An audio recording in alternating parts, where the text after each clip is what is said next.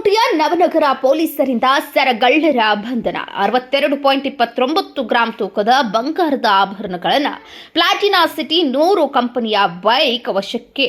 Police ಅಧೀಕ್ಷಕರಾದಂತಹ Siddhartha Goyal ಹಾಗೂ ಹೆಚ್ಚುವರಿ police ಅಧೀಕ್ಷಕರಾದ Prasanna Desai ಮತ್ತು ಮಹಂತೇಶ್ ಜಿದ್ದಿ ಮಾರ್ಗದರ್ಶನದಲ್ಲಿ ಪತ್ತೆ. ಮಹಿಳೆಯ ಕೊರಳಿನಲ್ಲಿದ್ದಂತಹ ಬಂಗಾರದ ಆಭರಣ ಕಿತ್ತೊಯ್ದಿದ್ದ ಖದೀಮರು. ಬಾಗಲಕೋಟೆಯ ನವನಗರ ಪೊಲೀಸರು ಮಹಿಳೆಯರ ಕೊರಳಲ್ಲಿದ್ದ ಬಂಗಾರದ ಆಭರಣ ಕಿತ್ತೊಯ್ದಿದ್ದ ಖದೀಮರನ್ನ ಬಂಧಿಸಿ ಸೈ ಎನಿಸಿಕೊಂಡಿದ್ದಾರೆ. ಪೊಲೀಸ್ ಅಧೀಕ್ಷಕರಾದಂತಹ ಸಿದ್ಧಾರ್ಥ ಗೋಯಲ್ ಹಾಗೂ ಹೆಚ್ಚುವರಿ ಪೊಲೀಸ್ ಅಧೀಕ್ಷಕರಾದ ಪ್ರಸನ್ನ ದೇಸಾಯಿ ಮತ್ತು ಮಹಾಂತೇಶ್ ಜಿದ್ದಿ ಮಾರ್ಗದರ್ಶನದಲ್ಲಿ ಪತ್ತೆ ಮಾಡಿದ್ದಾರೆ.